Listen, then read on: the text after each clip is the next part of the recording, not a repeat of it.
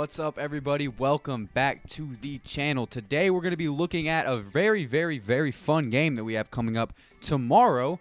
The New Orleans Saints versus the Atlanta Falcons. And today I really wanted to preview a good bit of the game, but really focus on one main topic. Can Trevor Siemian lead this Saints team to a victory? The Seaman Demon is getting his first start in New Orleans tomorrow. This is one of many variations of this New Orleans Saints team that we have been seeing this NFL season. We saw the one led by Jameis Winston, which was really damn good. The one that had no wideouts, which really sucked. The one with one running back, which was interesting because Alvin Kamara was getting every carry ever in the world, ever. The one with no offense and only defense. Hell, even the Saints team with no kicker. But this week gives us a chance to see one of the most complete Saints teams that we've seen in a while, in all honesty. And people are like, what? How? Trevor Siemian starting at quarterback. How is this one of the most complete teams that we've seen all year? Well, we have Alvin Kamara, Mark Ingram, our first dual threat running back combo all year. We have Marquez Callaway, Deontay Harris, and Traquan Smith all healthy. So even though there's no Michael Thomas, that's the best receiving core we've had all year. Taysom Hill is also healthy, who will be playing Taysom back. Our defense is top one. Brian Johnson's a pretty good kicker, and Blake Gillikin is the best punter in the league. The New Orleans Saints are complete for this game. So there's no excuse for losing. There's no excuse for seeing bad performance. It's going to be interesting nonetheless. The one question mark, though, aside from all of the good things I just mentioned, is the New Orleans Saints quarterback situation. We lost Jameis Winston to an ACL injury this year, as we all know. He's going to be done for the rest of the season. So QB Trevor Siemian will get the start. Seaman came in for the injured Jameis Winston against the Buccaneers while the score was 7-7, and the game ended in a 36-27 Saints victory. One of those was a defensive touchdown, but still, that just shows that there was the ability to score points by this offense, which is very uplifting, especially given the fact that Trevor Siemian was placed in mid-game. You guys remember what happened when Teddy Bridgewater was placed mid-game against the Rams 2 years ago? We got absolutely shit on.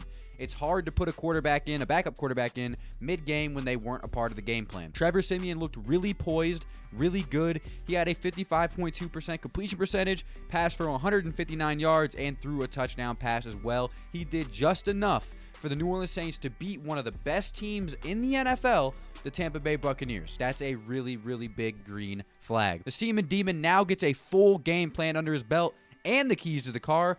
Hopefully, he shows us something that can give us hope for the rest of this NFL season, because things are looking grim now that we don't have Jameis Winston, who was just starting to get hot, was just building chemistry with everybody. He was looking like a real leader, and now he's hurt. So, sucks he didn't get to play the full season, but the Seaman Demon has an opportunity to give us a little bit of optimism for the rest of the year.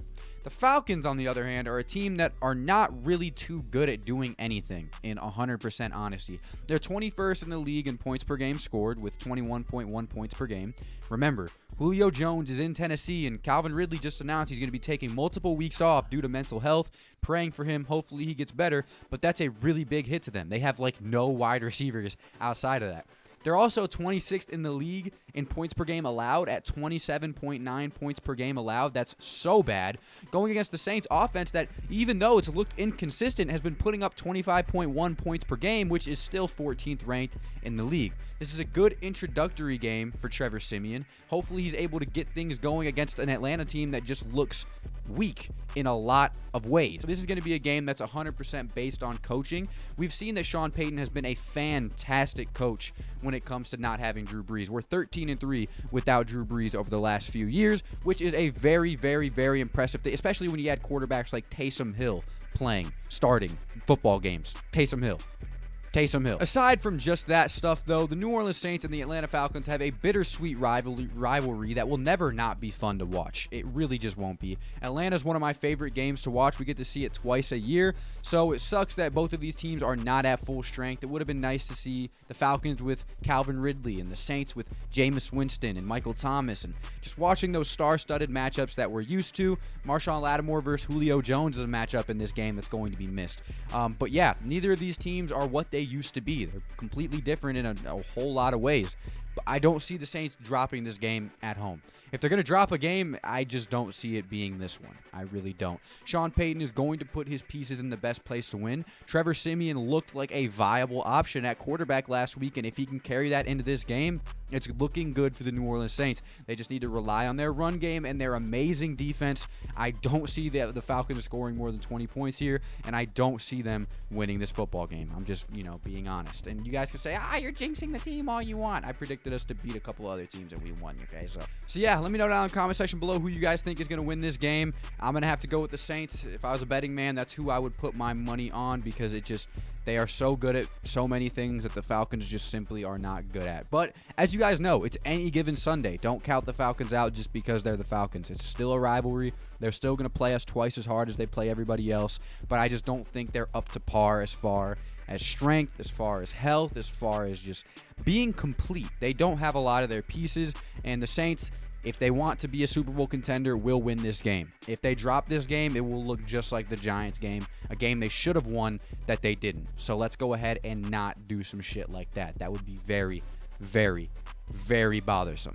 Really excited to see the Seaman Demon get his first start. Hopefully, I'm praying that he gives us some type of show that makes us feel like we're at least somewhat safe heading into the back half of this season. We still have another matchup with the Buccaneers. We still have to play the Titans. There are so many games that we have to play that are really, really high profile. So hopefully against the Falcons, he can find some type of rhythm and show us something that we need to see, because Lord knows we need to see it. Thank you guys so much for watching. Let me know down in the comment section below what you think your predictions for this game are. I'm going to predict something like, 28-17 Saints. I'm pretty optimistic. I'm going to be streaming this game tomorrow, so you guys stick around for that. I'm going to make sure to show up, and we'll stream that game and have a good time. Like I said, thank you so much for watching. I appreciate you guys stopping by. Comment your players. Like, what players do you think are going to break out in this game? Do you think Mark Ingram's going to have, an explosive game? Do you think, Marcus Davenport, who's been great all season, is just going to get, 50 million sacks? What do you think? Let me know who you think your breakout players. Oh, I just wanted to audibly say thank you guys so much for 10,000 subscribers. I literally cannot believe we hit that mark. We hit it just a few days ago. I am still shocked. I can't believe it. Thank you guys so much. There's been one hell of a ride. The funnest ride I've ever had in my entire life. One of my most favorite hobbies. You guys have just been, I don't know how I brought 10,000 of you guys together, but I'm so glad that I did. Thank you guys so much for always clicking on my videos and watching them. I don't know what else to say, man. I just appreciate the hell out of y'all. I love you all so much. I'll see you boys in the next one. Adios. Peace out, boys. Zero gravity falling. Like I'm jumping on a trampoline.